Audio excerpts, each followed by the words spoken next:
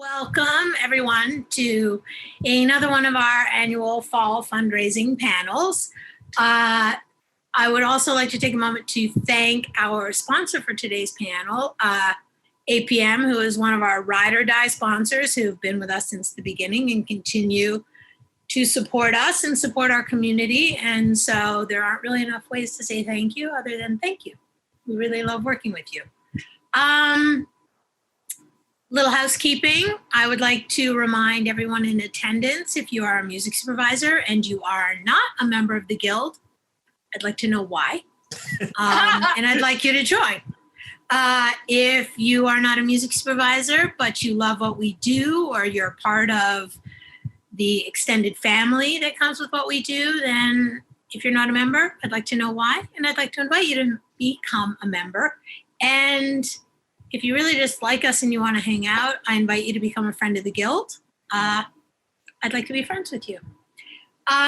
So today's panel, I'm super excited about because there is a level of importance to what we're doing today in pulling back this curtain and looking at these relationships, which is you're going to learn about what's not in a book, what can't be taught in a classroom, and only comes from the sharing of knowledge and the experience and taking everything that you learn on board and turning it back out when you're working. Because the fact of the matter is, we're not a bunch of islands. It takes a village to create really good content.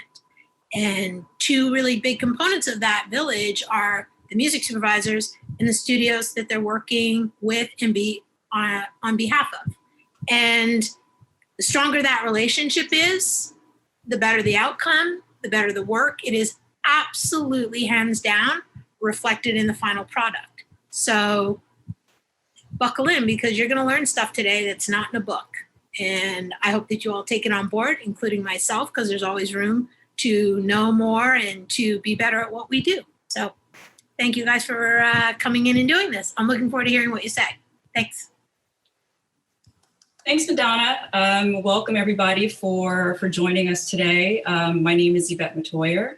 I am a music supervisor and also a member of the Guild of Music Supervisors. Just following what Madonna just mentioned, we really wanted to explore the relationship between music supervisors, studio executives, and network executives, and how we all work together. This is really a symbiotic relationship. And I think, there are music supervisors who have that in-depth knowledge of working with studios and networks, but I think there's a lot of hidden information that we like to uncover, for you guys. So I am joined by an esteemed group of panelists, and I will introduce each one individually. And we'll start with Janine Scalise. She's been a powerhouse player over at Stars Network. She's led a music team, strategizing marketing campaigns, including for the show Power, Vita, which is one of my favorites. And most recently, she's decided to forge her own path and found the company Moxie Music, which I'm so excited about. So let's hear it for Janine. Thank you. Up next, we have Tony Scudellari, who is a studio exec extraordinaire over at Sony Pictures. I've had the privilege to work with him for a number of years, specifically on the show Breaking Bad and Better Call Saul. Tony oversees a lot of the music issues for Sony's television and digital programming. He's also overseeing a lot of the soundtrack production and the physical releases of soundtracks through Sony. A few other shows that Sony produces would be LA's Finest and For Life, which is slated to come out for season 2 in a little over a month. Let's hear it for Tony. And to wrap it up, we have Nora Felder, just the beaming light. I love her. She's an Emmy and Grammy nominated music supervisor, has been on such phenomenal shows, including Stranger Things, Californication. I mean, she just kills it in the game. And I'm really excited to hear what she has to bring to the table today. So let's hear it for Nora. Yeah. So welcome everybody. Thank you so much for joining today. And let's kind of get on it. I think, again, we just want to kind of talk about like, what are the reasons that we all wanted to come together today? You each have a different background, insights, and skills when it comes to, fusing music with film and television. And I think just having your unique input is going to be really special for today's panel. So let's start it off. Where do you want to begin? We're happy to go any direction. So should we talk about like the process once we hire a music supervisor and then sort of like how we then start to work together? Well, actually, what do you think about explaining for those who don't know, like what is your role? Like specifically for you at Sony, what would you say your role is? For me, it's basically just keeping all the different aspects of music for television together. I don't do anything on the features side. Everything I work with is from our television division. So I work with the composers, with the music supervisors. We have an in-house licensing team. We have an in-house administration team that deals with sound, with the cue sheets. We have a music legal business affairs team that handles dealing with all the contracts. And then we also have a soundtrack team. So basically I work with all of them to make sure that the vision and the work which is being done by productions that we do on the TV side all flows together. So I work with productions, I work with the production teams. I also work closely with our counterparts over on the network side. So I'm, working with network executives and making sure whether it be promotional game plans are taken care of or making sure that, certain ways that we need to work together, whether it be, different types of aspects of the show so that what we're doing is we're properly servicing the show so that we're getting as many people to hear the music and see the shows that are out there. Okay, great. Well, then why don't we start off with, we'll start off at a point where a show has been picked up, it's in production, and the conversation is being started about bringing a music supervisor on board. What is that process like for you? It really depends on the show because sometimes you have executive producers who know exactly who they want because, much like an ensemble, when it comes to a cast, there are certain people that they go to because they know there's a comfort in a language and an understanding of trying to tell the story. So sometimes you have a music supervisor who they will want because they have worked with him or her previously. Or you'll have an instance, especially now because we have so many amazing new executive producers who are looking for talent to help sort of lend a unique voice to their shows. There is an openness to having new talent that will then become part of the process. So in that case, what I will do is I will make suggestions based on sort of the creative direction of the show, what they're looking for, the strengths of the different music supervisors that may be for a project and be able to, try and at least either have the conversation or figuring out ways to try and bring in different people. That's great. So let's say you have in mind a music supervisor that you want to approach. And let's say for an example, let's bring Nora into the conversation. So let's say that you guys have been talking, there's this particular project. Nora, after having a conversation with Tony, what would you do to kind of prepare to potentially work on a particular project? Well, with Tony, usually when he discusses certain projects with me, Tony and I have worked together on a lot of things. So, and I think that's one of the main reasons we're doing this panel, by the way, and we opted for this particular team is because, it was important because Tony and I have had a great working relationship over many years. So what happens with me is Tony will call me up and discuss certain projects. And he knows, I have a philosophy. I only take on what I think I can handle. I don't have a big team around me.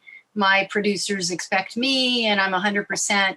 So being that's the case, I can only take on so much work. So in my situation, Tony will get in touch with me about certain projects, whether I've been requested or whether he thinks I'm a great fit for it because he's worked on so many. And we'll discuss it together. And he knows that when I take something on, that I'm going to dive in 150%. So I'm only going to take it if I can give that. So we'll fully, discuss the project, the tone, if it's somebody I haven't worked with, what any expectations are. He'll give me all the information because he knows that I want to make careful and well thought decisions on what I'm going to take. And he knows that if I'm not in it, I'm not going to give it. So, so he'll discuss with me a project.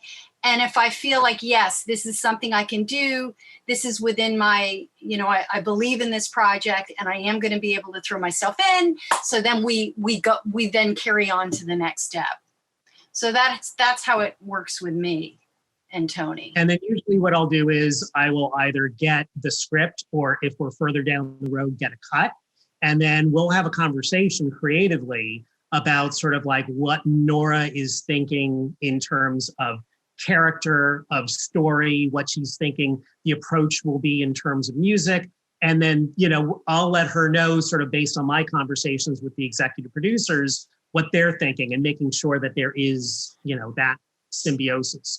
Because part of the, importance is just going to make sure that whoever the music supervisor is in the room with the executive producers, that there is a shorthand.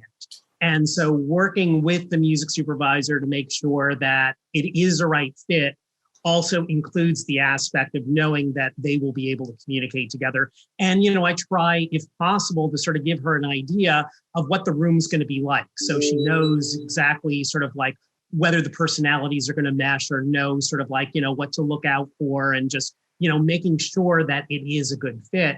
And that, if there are certain, quirks or challenges, that it's not something which is going to be a surprise, but it's something that she will know how to approach or he.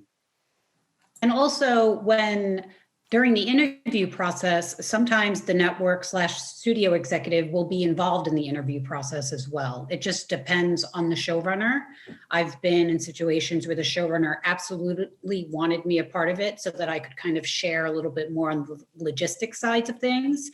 And then others just took it on their own. So it just depends. Yeah. And just so you know, it's a very sort of back and forth relationship where, obviously I'm having conversations with my studio team, but also I'm having conversations with someone like Janine, just to make sure that the network is also on board in terms of who we're thinking about as composers or music supervisors. So that way, again, we want to make sure that everybody is on board as far as what the musical direction of the show will be. That's a good point because it depends. I mean, a lot of people might not realize that, but it depends on if it's a straight production, like if Sony is the producer in the network, or perhaps if it's let's say a Sony show that Sony produced, but it's airing on Amazon. Right. So does Tony have that extra step or not? Is it just his team that he's doing this for, or does he also have to kind of make sure he's in, his network and him are coming at it the same way? So that's an important note too. And the example for that, particularly with this panel, would be Sony produced Outlander, and Outlander aired on Stars. So Tony and I would always be in conversation with the score. How quick can I get the score? How fast can I get it to my promo team? Or I would call up Tony and ask him if there's any original songs coming up in the episode. Is there anything that we can kind of highlight? So there's always that kind of constant communication. Right. And one of the things, the little bit of a difference is in that case, we were doing the music supervision in-house. Right. So I would be speaking to Janine both as the studio, but also in terms of sort of in-house music supervision, letting her know, hey, look, there may be this song. And then also something as simple as, saying, hey, Janine, just so you know, we're going to be using this song. However, it doesn't have in context promo rights. So that way, when she and her team are doing promos, they know that we cannot use that song, which, again, is something that is really important for her to know, especially, if there's a song that's really key to a scene, which, whether it be a montage or a really emotional passage, which we want, they will say, oh my God, this looks so great. We'd love to be able to do a promo. And if we can't, I need to make sure they know as soon as possible. Right. And this way I know before I get that urgent call from the marketing team that they heard this song in episode 301 of Outlander that they just have to use by tomorrow in the promo airing at MidCom. I'm already aware because Tony has already sent me the splits so I can get ahead of it and I can clear it. So yeah, that helps. So it seems like that on the network side, the involvement is more on the promotion and marketing as opposed to the day-to-day production. Is that correct, or it just varies? Yes, that's correct. At Stars, I wore both hats. So sometimes I was the studio, like for Power, I was the studio. Vita, we were the studio. Or sometimes I'm just the network hat for shows that we're not producing. Okay. And just to go back to what Tony was just saying, to not have in context promo rights seems like blasphemy in the in the grand scheme. Like we can never really get away with that. Like anytime something is signed off on, we have to have in context rights. Exactly. And if we are having a problem with that, we need to have the music supervisor tell us, say, hey, look, especially if they're doing the clearances, just to let us know ahead of time. So that way I can let our team know because the studio has their promo and marketing team, and also to let the network know as well. So that way, and again, there may be an issue where the licensing agreement between the studio and the network says we have to have in context promo. And if we don't have that, and if we don't have it, then I need to make sure that our TVBA informs TVBA for the network. So that way we can get the approval and the waiver to be able to put in something that does not have in context promo, because sometimes a song will be, I will get word from the network saying, no, we have to have in context promo. And then I'll tell the music supervisor they need to replace that song because we do not have those rights. And a lot of that will come from the studio and the network, their agreement on marketing assets. Mm-hmm. So, if you think about all of the key art of all of the actors and, so the studio and the network sometimes pays for it or the studio sometimes pay for it. So the music falls in there. So it's actually, there's a lot that goes on behind the scenes that I don't think, unless you've been there and you've seen it happen, you don't really realize. And the other thing too, and again, I don't want to jump ahead, but, when it comes to doing the soundtrack, who owns the artwork? Who owns the key art? Is it the network or the studio? Because that also comes into play as far as what type of art we will be doing for the soundtrack. Or if we do something really cool, like we do an original piece of art that goes onto a soundtrack, then there's a whole different conversation that needs to take place with, both the label, with the executive producers, with the music supervisor, the composer, to make sure everybody is creatively okay with it before we move further, and also to make sure that we have all the legal, rights, et cetera. I think the key is there's a lot of people involved, and it's making sure all the dots are connected. For example, not to go back to in context, but, sometimes as a supervisor, I might have to say many, many times to a particular network on many emails, please keep in mind, this one song doesn't have in context right. Please keep in mind, please keep in mind. And no matter how many times I say it, I might get an email from marketing. Hey, is anything in this not in context? Because we're thinking of using these songs you found for the promos. And, inside of myself, I'm going, well, I told them that about 100 times and there's 100 emails. But outside of myself, I'm realizing, you know what? They are dealing with so many projects at the same time that it's probably just all flying at them. So I'm just going to say it again. And I just kind of grin and, say it. So, I think this is just me kind of thinking that sometimes that they push on it because they're afraid that it might fall through the cracks. that message might not stick with marketing. Just a thought, because I'm sure it's happened. Just a thought that, that's another thing, like making sure to continually remind the promo department, don't remember, don't assume everything's in context, check everything in case things happen real fast and maybe they don't. 1,000%. Right? 1,000%. Yeah. So I think that's a concern as well. Obviously, the more you can just make sure that's all clear, the less chances of that happening, because promos do move, it sounds like really, really quickly, Really quick. But yeah, I think that's also part of it as well. So we do try and get it with everything we can. And then there is that once in a while huge artist that may not accept it. But in actuality, you can ask for a different separate fee for it. It just has to be included in the fee. So anyway, enough in context. The other thing too is, there's in context, which we've been discussing, but there's also out of context, which the studio does not have a role in. However, the network does. And sometimes the network will have a conversation with the music supervisor. Like, for example, Yvette, when we did El Camino, Netflix went to Thomas and to you to, create an original song, which was then used for promo for El Camino. So, that was something that we weren't involved in. However, it was something that you and Thomas and the team were involved closely with Netflix to make happen. And then it came back full circle, because when we did the soundtrack, which is coming out, which is going to be amazing, by the way, we made sure that piece of music that was created for the promo was in fact on our soundtrack.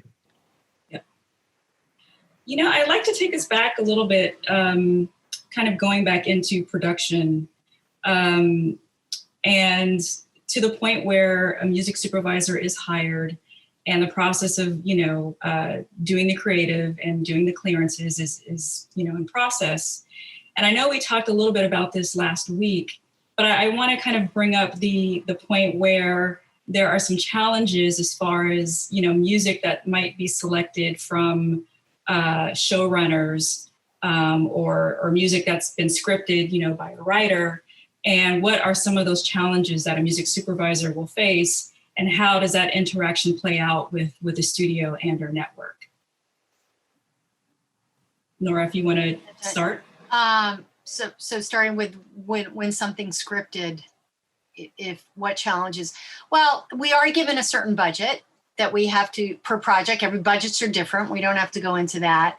But basically, whenever things are scripted, songs are scripted, the first thing I want to do is find out how serious the producers are of keeping it. Are they open to options? And then the next thing I'm going to do is, either give them an estimate of what I think it could cost, or, actually maybe perhaps send out a clearance on it to get a real quote.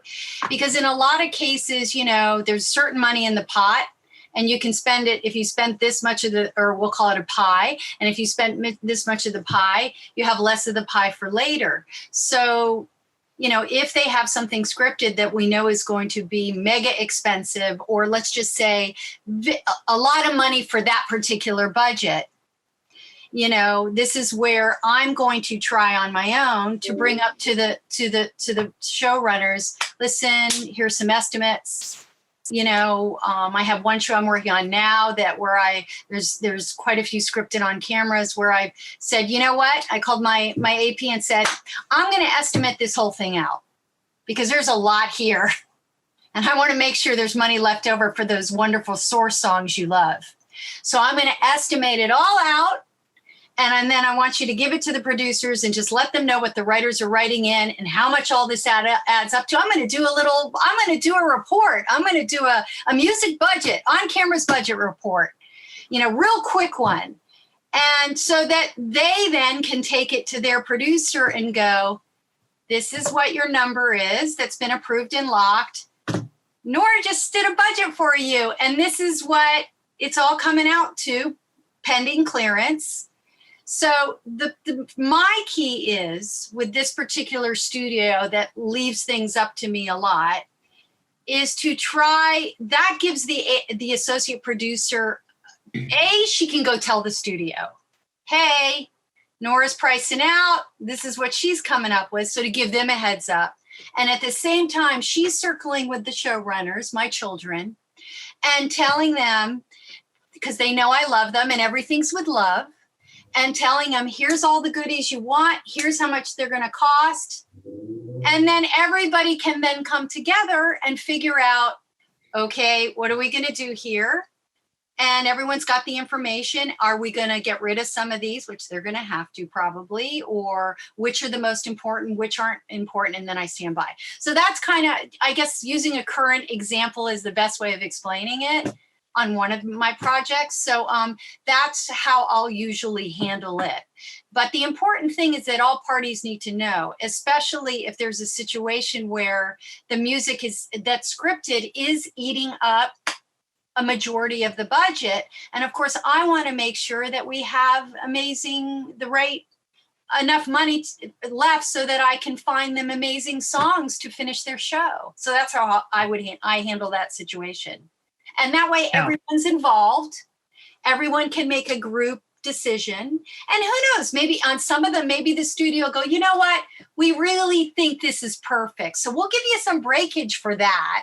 But these other ones, you're going to have to decide. You can't have all the cookies in the cookie jar, but you can pick one before dinner and then one late, you know what I mean? Then everyone gets kind of involved and everyone can make decisions together. Right. And then the other part of that is that Nora will let me know too, because my TV creatives, not on the music side, but on the creative side, may decide, you know what, I really like this song in the script, which may be different from what the producers are looking at.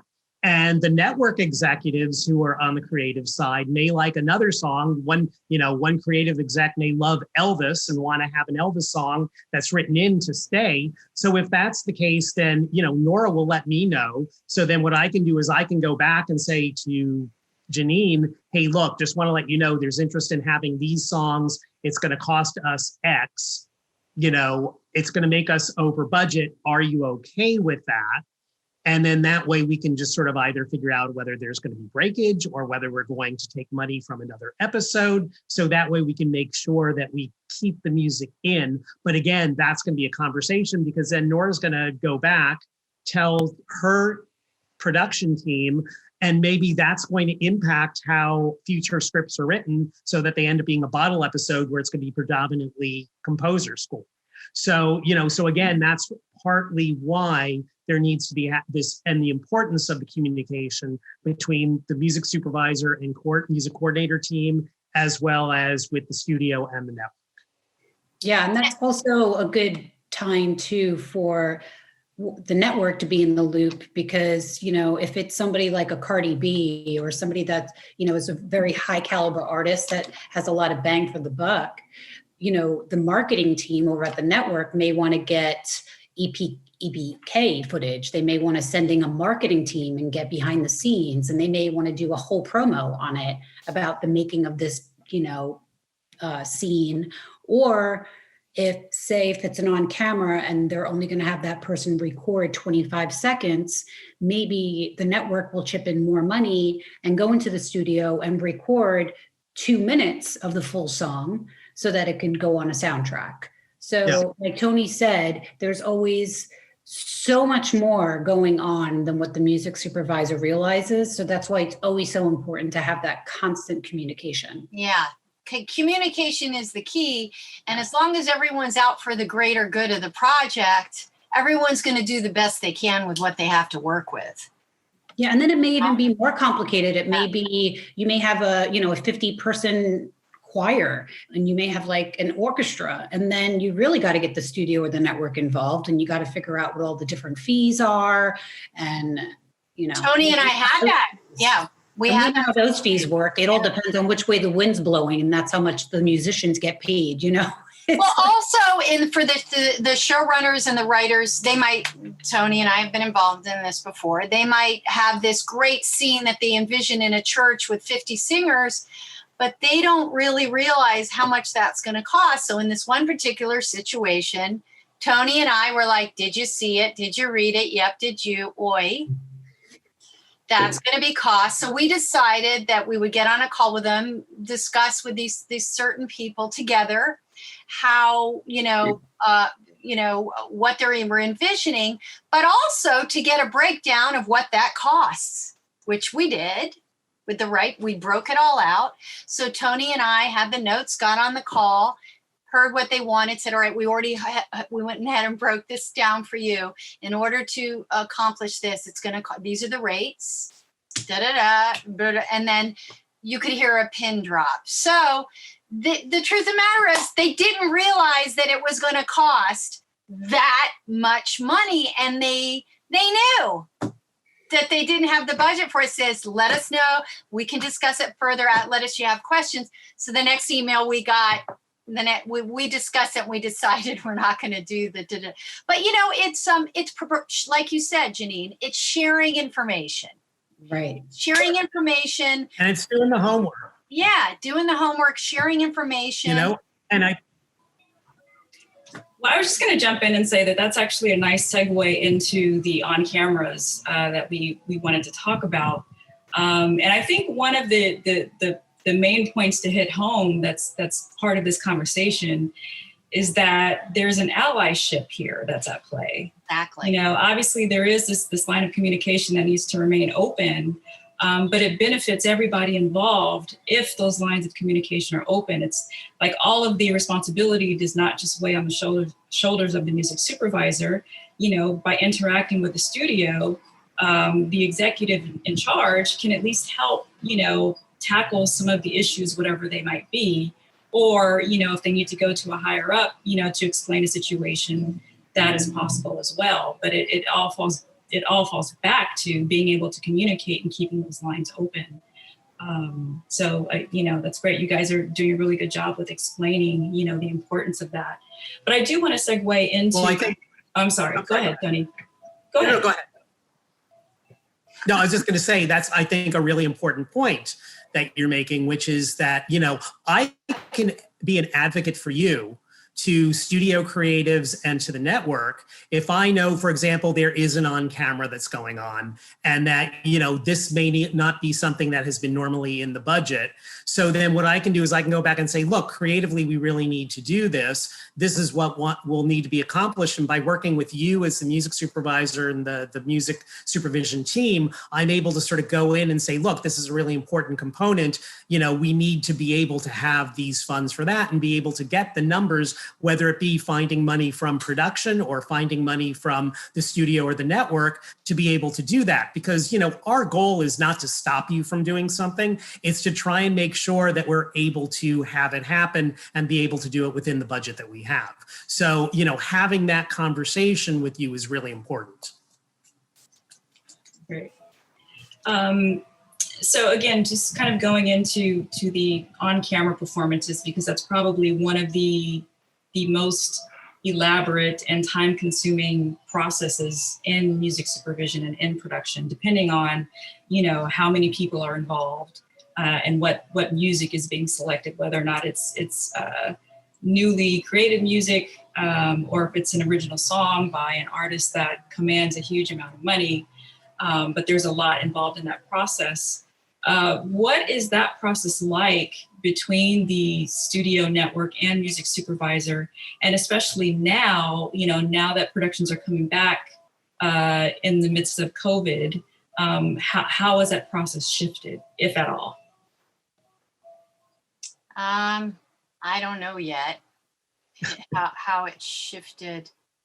Are you asking, is it? Well, it may be more a studio. It may be more a studio network question. Yeah. One of the take it.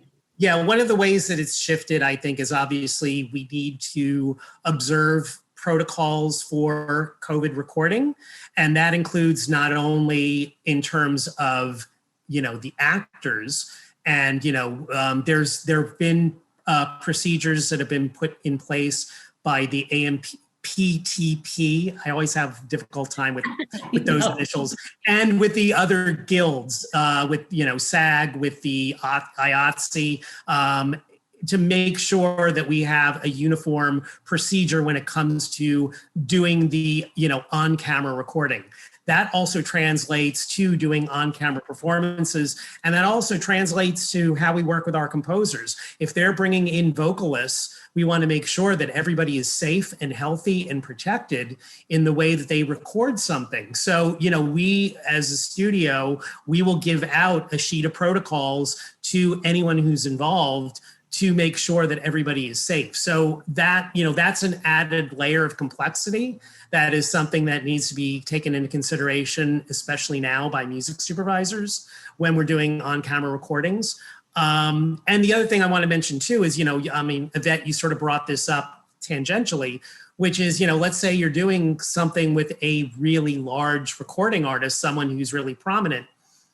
Now, not only do you have to deal with the network and the studio, you also have to deal with management, you have to deal with the record company, you have to deal with the publishers. So we need to, there has to be a coordinated effort on that front, which again, we will help with the music supervision team. So that way, again, the burden is not all on you, but, we will, bring in and enlist our music legal team and our music business affairs to make sure that we can get the rights that are needed and all that sort of good stuff, work with the licensing team so that everything is taken care of properly. So, again, that's another layer that the music supervisor has to also look at when we're taking care of stuff.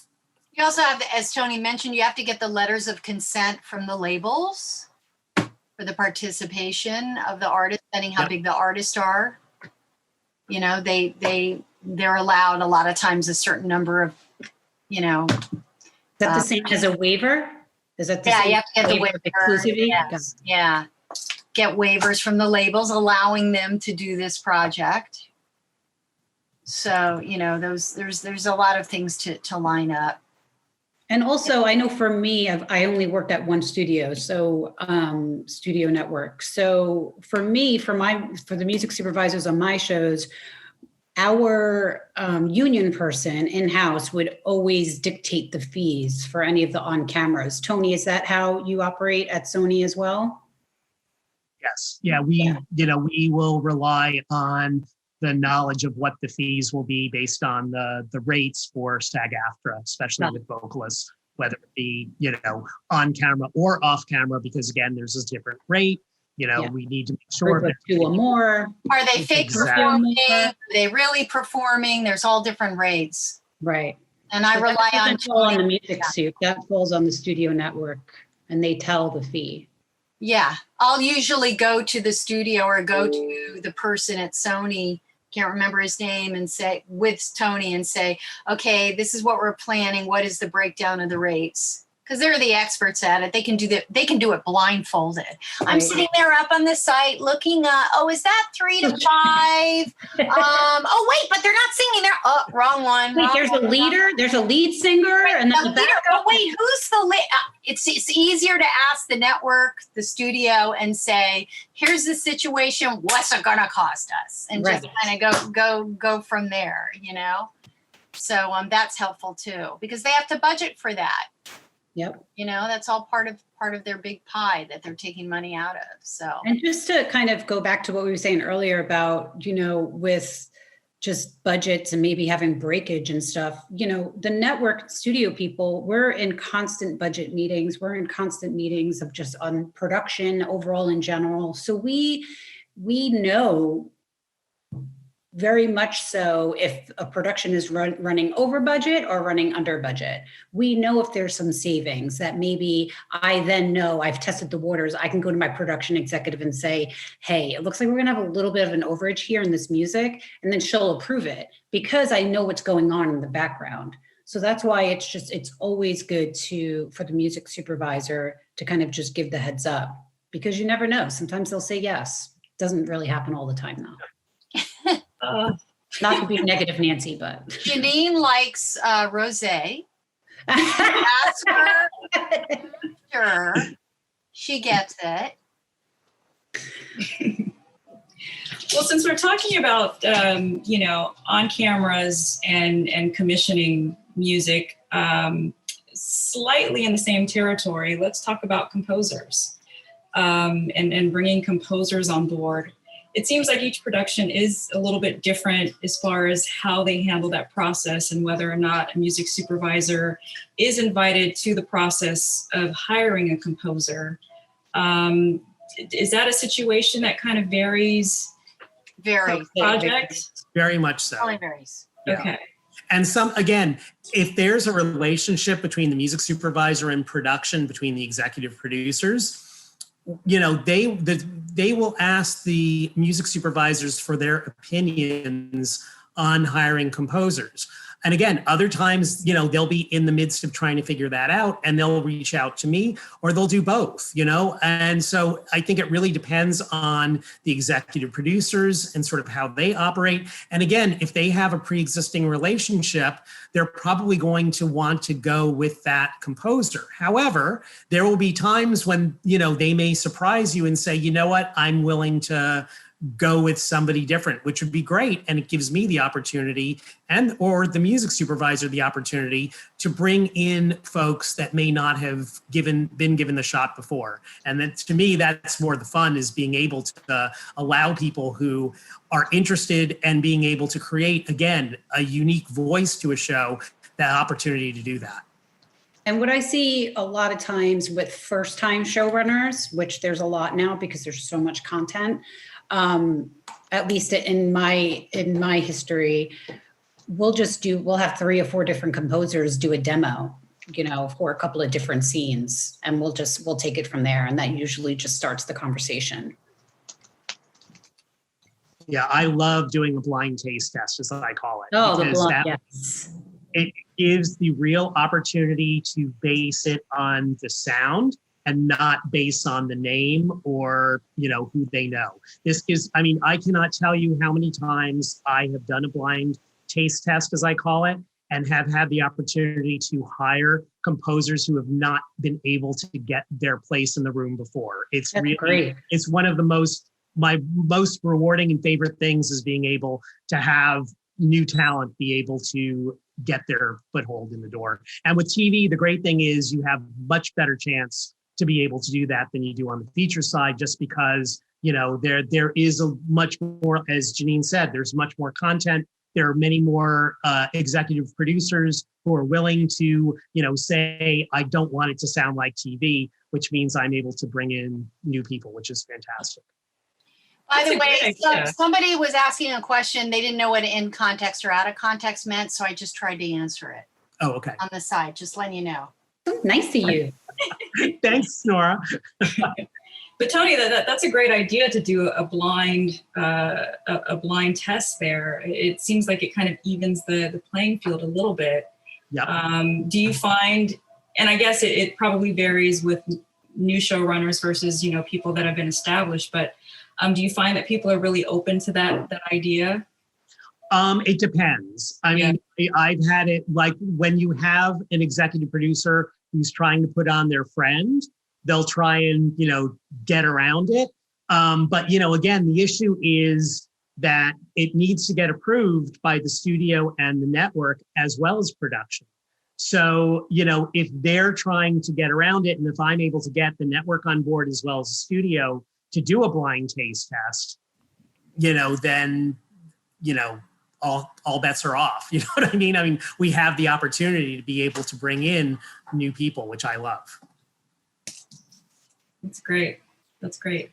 We have probably maybe 20 minutes before we open up to questions. So I think now might be a good time to kind of touch upon soundtracks, if you guys want to do that.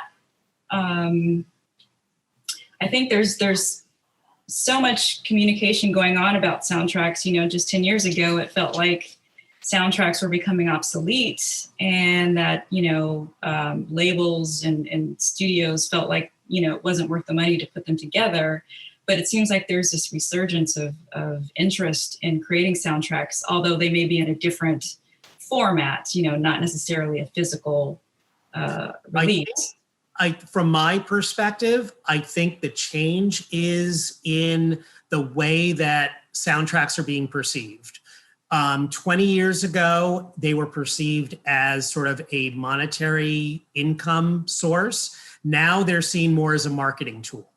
And because of that, the ability to sort of create really cool soundtracks for Record Store Day, where you have like, you know, colored vinyl and original artwork, it's to try and sort of help with the mythology of the story that's being created for that show.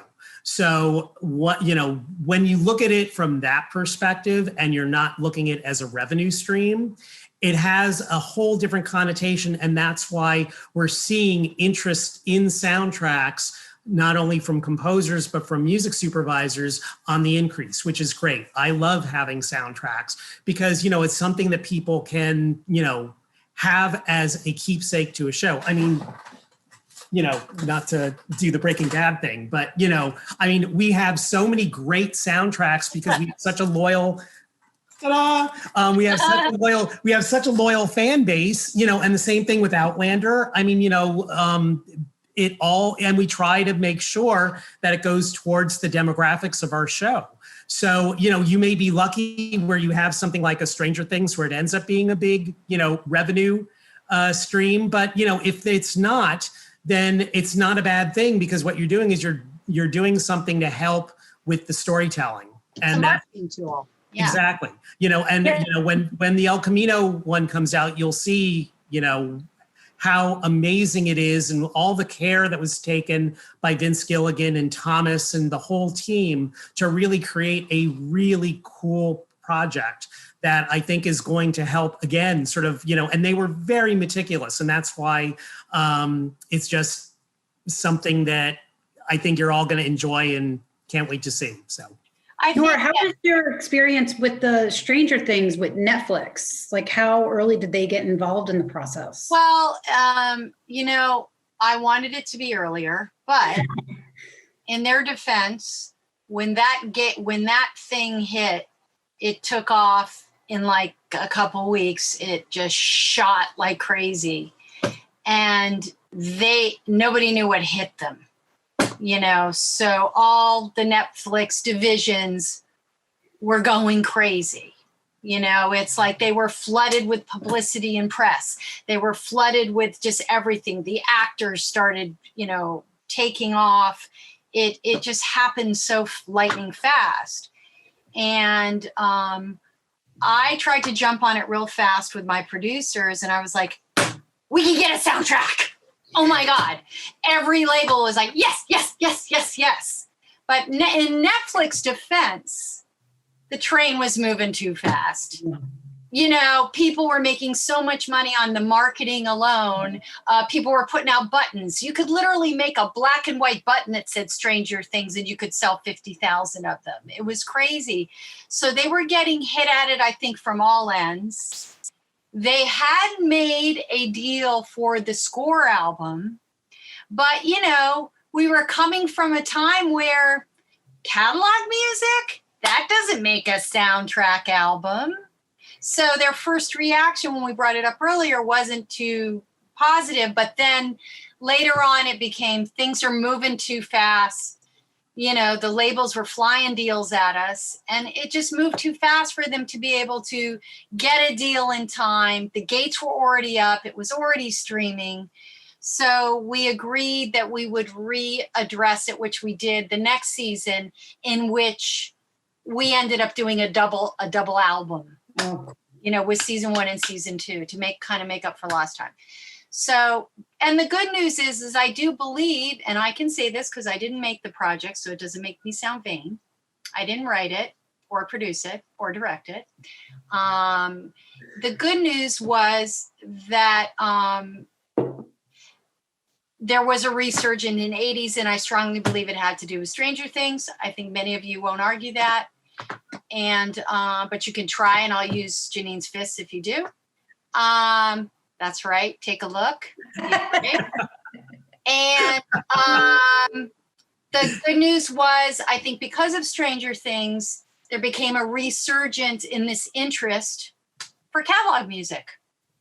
And I think that has also opened the door to more interest, just starting to, and Tony, correct me if I'm wrong at Sony, people are starting to pay attention to that again.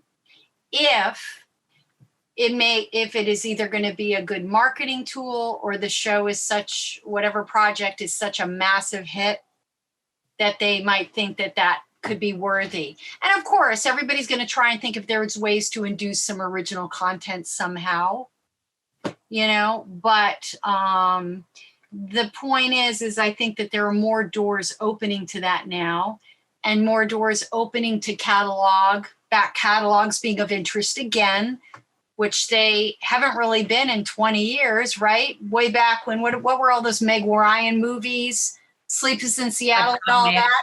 And everybody was putting out soundtracks then, Forrest Gump, all that stuff. And they were selling like crazy. And then that went into the slump. Like nobody cared. It's like, nobody wanted to buy any of that. Well, now that I think it's coming back again a little bit. I think it is. You see these kids, I'm sorry, I didn't mean to cut you off, but it just made me think about the two kids that have built this huge following on YouTube because they're discovering like their parents' music for the first time. Yes. Right? Yeah, those guys. And there's actually those two kids. There's a guy that was doing it before they would just sing. But yeah, that's all taking off. And I'm sure that's all adding to it. In other words, we're all old. Yeah, exactly. So I think that things are changing a little bit. But as Tony said, and I think I can speak on behalf of maybe a couple of the other networks, it's got to be for the right project. Absolutely. Absolutely. So if it's a hit, that helps. And if the songs seem to blow up because after the showings, but there might be situations where you really predict this is going to be a project. There needs to be leaders, not just followers. And I think that I try and only bring up soundtrack possibilities if I really feel like there's something special here. And I'll suggest to the studio, maybe we should get on this train ahead of time and see if I can get them to be open to that idea. Now, for the right project, though, for the right project. But here, and this sort of goes along with that, Nora, which is that's where the importance of having this communication open between the music supervisor, the studio, and the network is important, because the network may have some metrics where they're testing, for example, a show, and they're seeing that the music is flying off the charts in terms of what people are responding to. So when that happens, I may get a call from Janine saying, hey, look, we've been testing the show in focus groups and we're finding that, they really love the music that Nora's been putting in. We should start thinking about how we should approach a soundtrack, or maybe are you guys thinking of a soundtrack? So that way I can go back to my soundtrack team and say, hey, look, just want to let you know the numbers that we're getting from the focus groups from the network are really great. So we may want to start having the conversations with folks to start thinking about a soundtrack. Yeah. But again, it's not every project. And, every producer thinks their baby's the prettiest. Understandably, you should go along. You should believe that when you're working on a project. But, not all projects, no matter how cool the music is, doesn't mean they warrant a soundtrack album, because it's a lot of work. It is. And let's face it, some, end up not really doing anything.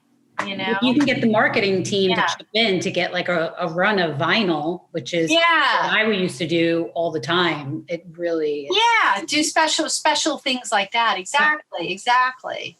Yeah. I worked on a really cool show for called the OA for Netflix, and I think our music was cool, and there was a little talk about the subject, but I didn't feel like we had enough there where it really could where we're putting on a soundtrack could catapult it into something else or push it into something else. Music. Well, right, because they got the Spotify playlists, right? So yeah, they got the playlist. I put up Spotify playlists on all my projects. So it's like, it's nothing against the project, and I'm proud of the music, but it's got to have something something that Yeah. I feel Netflix is going to jump onto, Right. because they can't do soundtracks for every project that comes out. And again, that goes back to the importance of it being a marketing tool versus being something where you're expecting it to be a revenue stream because of the fact that the music is so available, and whether Nora's putting it out as a curated playlist on Spotify or, the fans of a show are doing that, the music's going to be out there, especially if it's cataloged. So, if you're not getting it for the music because it's going to be out there, you're getting it because it has something that is special for the viewer of a show to have as a keepsake. Like in Stranger Things, we had releases. Sony is our soundtrack label, and we had releases at all, different vinyl colored releases for different. Barnes and Noble had this one, but this other Walmart or Kmart, sorry, I got it mixed up, had this one and the other. So everybody was running around grabbing and buying all the different, and the kids were putting them all over their rooms. So it was, that's good. You know what I'm saying? Because they want the visual. Exactly. Vinyl is king. Some of them glowed in the dark. Some of them look like Halloween. And it's not just, Go ahead. No, go ahead. Yeah, the kids and it's not wanted just everything. vinyl because and it's not just vinyl because we have a show called Cobra Kai, which again uses music from the 80s. So what we did was we did a special long form packaging, where it's the, long form CD, which was put in the love record. it. So we did that because we wanted to be referential to when CDs were king, when Karate Kid was. So, you can do certain things, and we have other ideas which we've been batting around, which, use different, ways of conveying music, which will be referential to the period of different shows. I'm glad those, and I'm glad personally those things are coming back. I really do. I used to love those Reiner Records box sets. I have like 500 of them because I'm sick, but I would never know by looking at your office. You haven't seen Up because all Up along is all box sets like crazy. Well, when you think about it, everything is digital at this point. So to have something tangible that you can look at and flip through the pages and read the backstory, I think people really do appreciate that. They love it, I mean, some of the booklets in those back catalogs and those box sets, I can just sit and look through them for hours and you learn all this amazing information. And, and I think that's why it's funny. We've gone digital, but people love vinyl. They like the event of taking the album out, of putting it on, of being careful with it. You feel like in some way it becomes more of a part of you. And obviously the millennials are getting that they, that they want that connection as well. They don't want to have CDs. I mean, I have had interns and assistants where I have to show them how to put on a CD and how you take it out. I feel very old when I'm describing it. But they don't know. It's completely foreign to them. And they want to have a tape cassette in front of them. Yeah, they want to have nothing to do with those CDs. Like, it's going to break and what is this crazy thing? But yet they're going and buying tons of albums. So there's something to be said about having a physical connection. Yeah. I think also, again, it's like the care that was taken by the artists that were doing the vinyl. It's the same thing with the executive producers. So we have, like I said, we have conversations with the executive producers on the artwork. So, one of the things we did working with the vinyl label, we have a show called The Boys on Amazon. And what we did was we worked with Eric, the executive producer, in terms of the way that the cover was going to be designed. And what we did was we took, because for those of you who don't know the storyline, it's about superheroes and sort of like pulling back the facade and sort of realizing that sometimes superheroes are not the good guys that you anticipate. So what we did was we worked with Eric, the executive producer, and the cover for the vinyl is sort of a referential play on the original Beatles cover, which had the meat limbs all over the place. Yeah. And what we did was we had the cover, because originally when the Beatles did their cover, they had the cover then slapped on a different one over the meat cover because it was so controversial at the time. And what people would do is they'd rip off that new cover to see what was there. And so what we did for the boys was we had a facade, which was, superheroes as these great guys, but then you rip it back and you see that they're actually, here's the sort of like the darker aspects of them. So, again, it's referential to, the past, but also something that helps to sort of tell the story. And I think that's really important, again, to continue the mythology that the executive producers have for a show. Yeah, soundtracks can be really cool, really fun. There's a couple questions from the audience if you guys are open to maybe tackling. Let's see. There's one from Taryn Myers. And Tony, you might want to take this one. It says, how would a catalog soundtrack deal work where the music in the project is licensed from one label, but the soundtrack offer is coming from another? That wouldn't happen, because if the music is predominantly from one label, we will go out to that label. But again, that's where the coordination comes into play, with working with the music supervisor and working with, the production team to find out what the songs are that would be on the soundtrack ahead of time. So that way, we would reach out to the label. But if what happens is we can't do a deal, then maybe the music supervisor and the team will have to switch it up to whoever we do have to do a deal with. And I'll throw that in because I've been in different situations, and remember, everything we've talked about has gray areas. That sometimes that's between the two. The labels are making deals with each other all the time. We'll give you this track for your soundtrack album, but when we have a soundtrack album, you give us those tracks. And sometimes I think the deals are also conducive of, if you have this many songs from our label, this royalty needs to go up. So the point I'm trying to make, without getting into specifics, is that can kind of be worked out, to the advantage, so that the label that it's not on, who you didn't do the deal with, may have enough, they're getting something out of it that they're gonna, Yeah. So it's all kind of a little bit open sometimes. Yeah, and it's a very, as Nora said, it's a very fluid situation. Yeah. But chances are, you're going to have most of the songs will be from the label. That's favorable. Exactly. That's favorable, and obviously it's favorable for the label too. Exactly. It puts it out. Right. But it seems like it would vary. I mean, if you're taking music that was from a show where you're kind of all over the place with your music choices, the likelihood that you do have music represented by various labels is pretty high. Well, and also depends on the deal, because like Lindsay Wolfington, who we all know, she put out a soundtrack for, what's that show that does that movie that did well, For All the Boys, some. Sorry, Lindsay, I can't remember. For All the Boys I've Loved, or something like that. Anyway, but that was, I think, Interscope, and all the music was from Interscope. So I think that was the deal. That was that deal. They used all bands from that label. Do you think it's backing into it? Because they kind of backed into it. Yeah.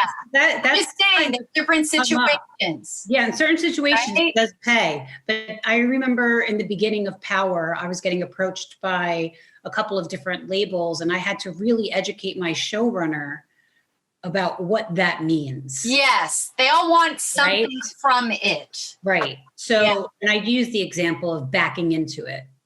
And I was like, and because it was the first season, we kind of knew that it was hip hop. We kind of knew the musical landscape, but then sure enough, she also would use, Erykah Badu, or, just like one-offs, or, Beastie Boys, so we ended up not doing it because of that, because she didn't want to be tied into. Exactly. I have showrunners like that. where the soundtrack is so secondary, they just want what's right.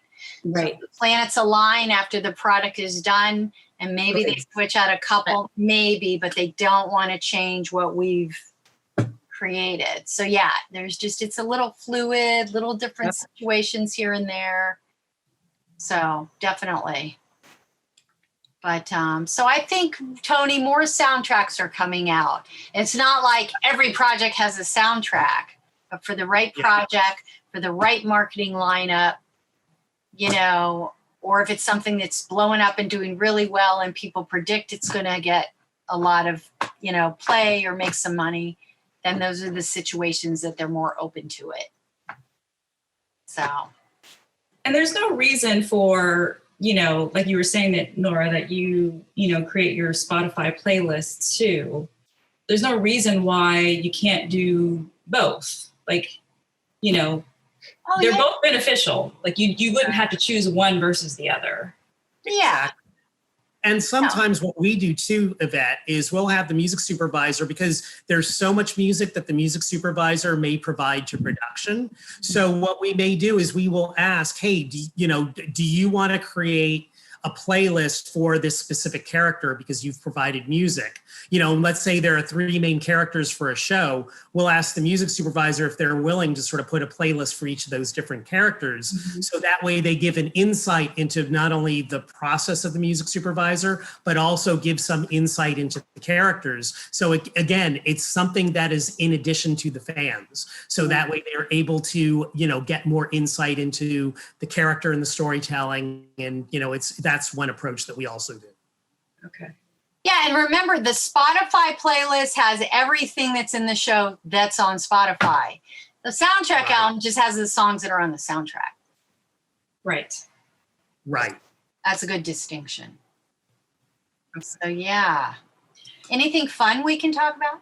Well, I was going to say, we have about 20 minutes left. So if there are any questions that anyone has, I've been kind of trying to scan in the chats, but if there's anyone that anyone wants to ask, we can certainly open it up. Yeah, we're looking. Let's see. We have a question. Let's see. Mark Stone, do music supervisors or runners ever pitch their playlists like artists do?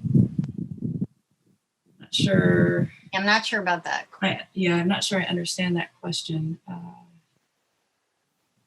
I know that many times music supervisors will, before they're going on a show, may send a playlist to the showrunners, so that way they can sort of hear what the music supervisor's thinking as far as what the feel of the show will be. So in that case, yes, I mean, music supervisors all the time will send over either music ideas or playlists, so that way, the writers can get into a groove, and may, in fact, I know many times where music supervisors will send over music and the script writers will be writing to that, and they may sort of twig onto a song, and it may end up being in the script, and then they'll go back to the music supervisor and say, oh my God, I really love this song. Can we, see about licensing it? Yeah, So that makes sense. And I think generally, at least, what I will do is just create mixes, thematics on the characters, and send that to production as kind of inspiration if the stories are still being written, edited, if the producers and showrunners want to take a listen to.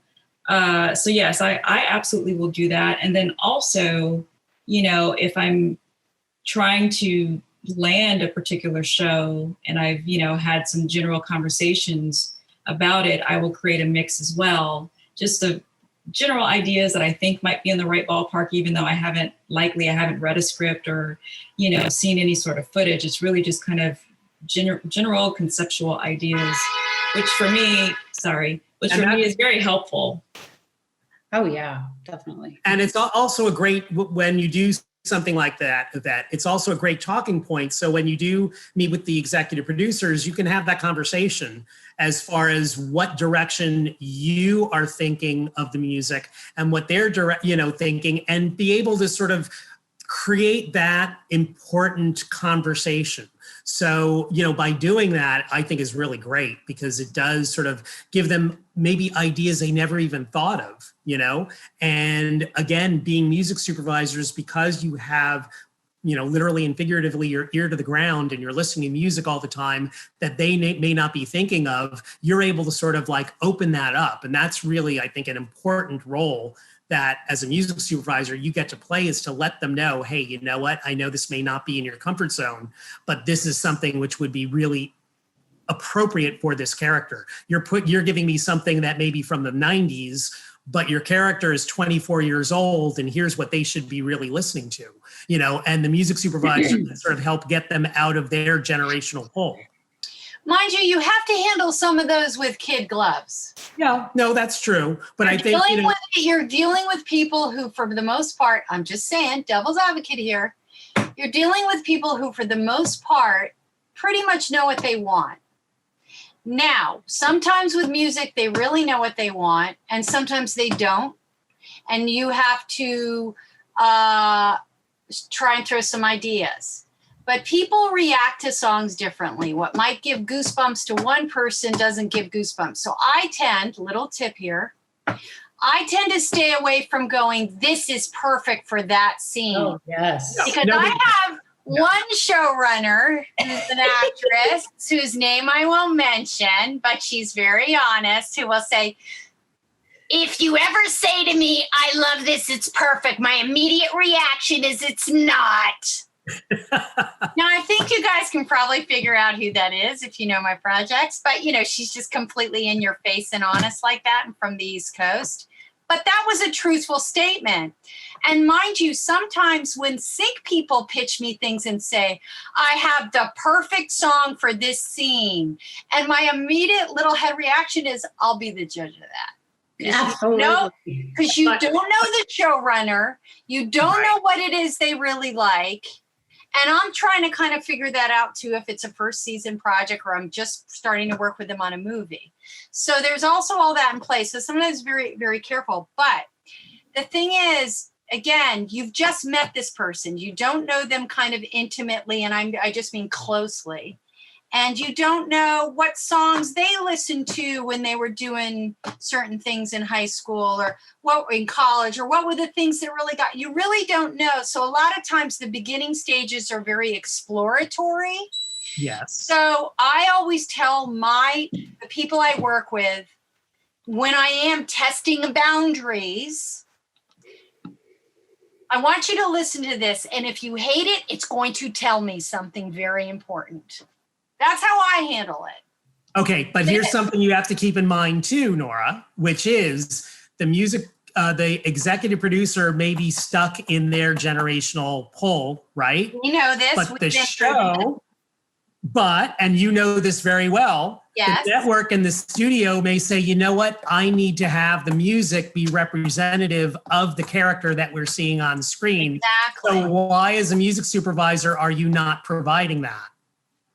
Tony is bringing up a little situation that might have occurred a few years ago.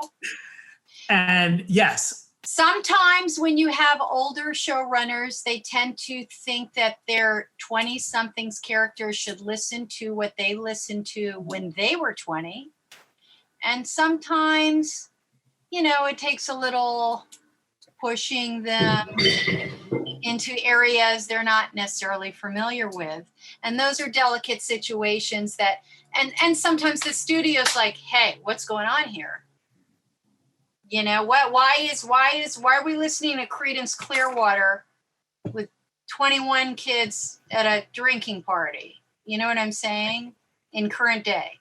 So sometimes, those are situations that you have to sometimes get together with your creative execs, because if it's come up with the studio and it's become an issue, everyone has to figure out a way to kind of handle it, because everyone wants to enhance the producer's vision. But sometimes, if it's a strong feeling that it's just not, the tone is not really right for what's being presented, then everyone has to figure out a strategic way to get that message to the showrunner and to come to some sort of compromise. Because everyone is partners on this, right?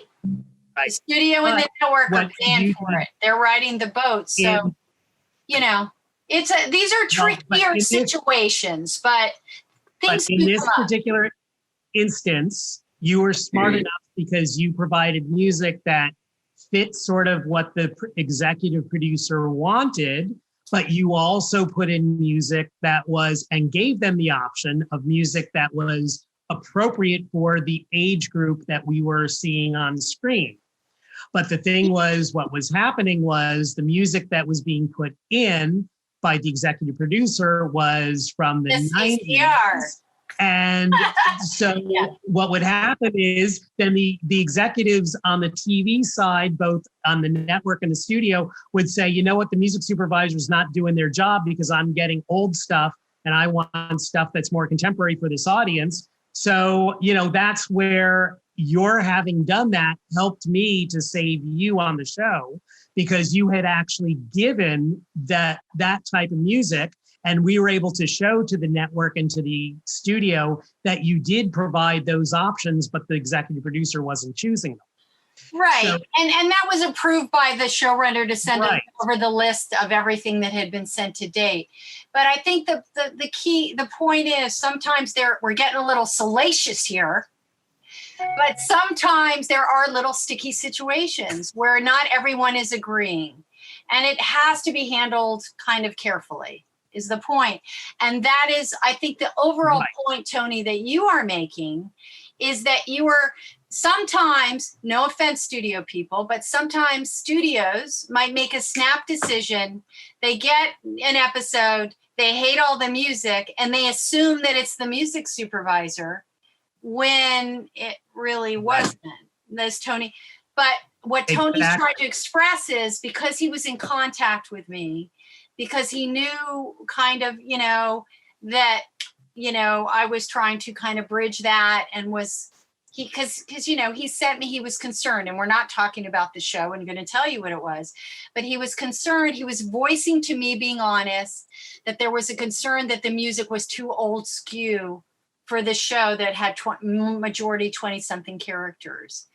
And I explained to him that this is what the showrunner was drawn to. He was being pitched options that were more along the lines of what was right for the characters, but that's just what he was drawn to and what he was insistent on putting in there. Tony relayed it back to them because they just assumed it was all me. And they said, okay, we'd like to see lists of everything that's been sent for the show. Now, me being very retentive and an Excel spreadsheet geek, had a list of every little thing I had pitched for every scene, because that I keep it to keep myself remembering. And so we let the showrunner know that they've been asked for this list and that they're asking to provide it. He approved it. And then they saw that he was getting, other options. And then I can't remember what happened. This was like 4 or 5 years ago. They might have had a conversation with him that they wanted to come to some sort of medium. And then it all worked out, which was good. Right. I think. Wait, Nora, your list is a perfect segue to a question that someone has asked in the chat. And that is, the fact that you're so diligent and detail oriented as far as keeping a list of every song that you've pitched, which is fantastic. And I don't know if everyone does that, but that's certainly wonderful that you do. There was a question in the chat where someone's asking, what are the 3 qualities outside of the nuts and bolts of the job do you look for in a music supervisor when considering them for a project? It has to affect the scene in a special way. And sometimes I don't know what that is until I hear it. Or hear it and see it. Well, that's what I mean. Yeah. So I hear it and then see the movement to the picture. And sometimes scenes in my mind that'll work when I try to picture don't work at all. Sometimes, and I'll play with different things like, maybe I'm going to do as contrast, maybe I'm going to do, so it just has to speak in a special way. And what that way is, I can't tell you what that formula is. But the formula for me is the goosebumps on the arm. Great. For the panels I've done for the GMS panels, I've talked about this a lot. It has to make me go, yeah, that's it. And I myself am very particular. I don't want to just send in something that is okay. I want to send something that really brings out what's needed to be bring out in the scene, or brings it out to the best it can be. And that might include different flavors. So, the quality I look for is, remember, and this is the key thing I'm going to leave you with. There are songs that tell a great stories, either melodically or lyrically, but I need songs that enhance another story and make it look great. And how it does it that way can be so many different reasonings. And that might be a song that I found on Spotify that had 5 people listen to it. And it might be a song that had, 5 million. But for me, it has to hit a certain way. And that's not something I can tangibly explain to you what it is. Well, I think that does answer a little bit of the question. A music supervisor who has those qualities, that really feels that strongly about the music that they select, and don't select random ideas or ideas that don't hit that top threshold that you're looking for. I think that's definitely one of the big qualities that makes a music supervisor superlative. Tony, coming from the studio side, what aspects are you looking for in a music supervisor that you would want to bring on board to one of your projects? There are a number of different aspects that I keep in mind. One is sort of like the personality, whether they're going to mesh with the executive producers. I know that seems like something that you don't normally consider. Obviously you're going to look at sort of like their musical palette to make sure that they're compatible, but I think also making sure that there is a compatibility personality-wise is really important. And then just sort of like, have they done the job and done a really spectacular job, not only on the music side, but also, in terms of paperwork and working closely and being able to, get things on budget and all that sort of stuff. Those are all important factors that I keep in mind. Yeah, and I think from everything that we've heard today, I think hopefully it got across that it's more than just listening to good music, right? It's communication, being, completely detail oriented, budgets, paying attention to budgets, cost estimates, not just paying attention to budgets when it's time to turn in your budget, but it's, following along the estimates and knowing where you're coming in. That plays huge parts into it. Yeah, and keeping that communication so that you can all work together to make the project be the best it can be. To me, the studio and the network, they're steering the big boat, and they've given us a bunch of supplies, and we have to try and make it work within the supplies that are provided, for the big trip. Now, if we're taking too much out of the bar area and drinking too much tequila, and it's making we're not riding the boat as well, and it's starting to sink, we need to let the people who own the boat know that things are kind of off balance a little bit, and see get their guidance. I'm making this up as I go. I'll go on a boat with you any day, Nora. Get their guidance and keeping that ship kind of sailing along. Yeah. Or giving us that extra bottle of tequila if we need it, as long as we work. Just kind of everybody work together for the greater good. An open relationship with the better relationship you have with the executives at your studio. And they feel that it's authentic and you're not just kissing butt or saying one thing and then doing another. On that note, that's a really nice summarization. That's actually perfect. A perfect way to kind of close out our conversation. I just wanted to ask each one of you what's happening in the immediate future. I know, Janine, you have a big project. You can't quite say what it is yet, but I have happening for you, right? Yes, my first big show going out on my own for Showtime. Hoping to talk about it more soon. And then a couple of other little things boiling up. But yeah, so as an independent supervisor, I'm very excited. And I think all the 15 years of being in-house as a network, I think it's going to really suit me well to be on the side to kind of know what they're expecting on the other end. So I'm really excited. Well, kudos and congratulations. Very well deserved. Very exciting. And Tony, I know part of your pastime is really working on initiatives and really pushing the diversity aspect. And I know we've heard that word, used quite a bit over the last few months, but you definitely have been one who's kind of championing the cause even before the last few months. Can you tell us kind of what you have in store or what you've been working on currently in that regard? Well, like you said, I mean, this has been a passion of mine since I started at Sony in 2005. So it's not like I'm a newcomer to this. I've always felt it's important to have a diversity of voices, whether it be on the music supervision world or the composer world. I'm really looking forward to the fact that, we have started in places like, our show Young and the Restless. We now have a team of composers that are bringing diversity to creation of songs in that show. So I'm really excited about that. We're also, hiring a lot more women and composers of color, as well as in the music supervision world. So I want to continue to do that. That is really a passion of mine. It's something that I feel is really important because I want to make sure our storytelling on the music side is as authentic as on the production side. So I will continue to be a champion. I will be there for our different communities, and that will not change. That is just in my DNA, and that is something that I really, really care about.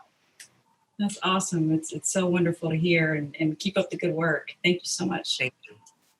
And Nora, what you got cooking? Well, work's gotten a little back to crazy. Stranger Things has started shooting again. Yay. So we're back to working on that. And yeah, let's hope this COVID thing stays under control, right? It's like, God. Absolutely. And then it's just, everything is still a big unknown. And I'm working on 3 movies for Netflix Films, trilogy series, 4 films with co-super Lindsay Wolfington. We've worked together before, so she was an obvious shoe-in for us to try and do this together because it's a lot of work. So that's a big undertaking because we're in post on all 3 at the same time, and there's a lot of music. Sure. And my show, What We Do in the Shadows, is back in production, season 3. And I have a Showtime thing starting in January. And yeah, it's a little crazy. It's back to being crazy. It was nice having a break. Yes. So I actually ate vegetables from a garden of tomatoes that I planted. I'm very proud. Okay. But yeah, things are starting to pick up again, and I'm just really hopeful for our future and that things will continue to pick up for everyone so work gets back to the way it was. Absolutely. I think, that's one thing we can wish for everybody. Just want to say to the audience, thank you so much for tuning in and checking out the panel. We have another exciting panel next week, same bat time, same bat channel. And this one will have a Halloween theme. So we still are confirming guests, but this one's going to be super fun just in time for Halloween. So come back next Thursday and check us out. Sorry we didn't get a chance to get to everyone's questions, but we'll try to get you next time. But please give a warm thank you, Yvette. To our panelists, and thank you so much. Thank you guys for participating. Thank you. Thank you, Yvette. Yeah. Shout out to APM, our sponsor. Thank you, APM. Make sure you check us out next week for our Take 6 panel. Tomorrow, Take 6 for our happy hour. And next week we have our scary movie panel. make sure you sign up as a friend of the Guild and member. Angela's dropping a link in the chat right now. And if you're interested in being involved with the Guild in a more direct way, I'm the committee manager. You can send us a line and we'd love to plug you in as a volunteer. Thank you so much to everyone. Thank you for our wonderful panelists and Yvette for being a fabulous moderator. And we'll see you next time. Watch Cobra Kai, watch Stranger Things, keep an eye out. Bye, everybody. Bye, everybody. Bye, thanks.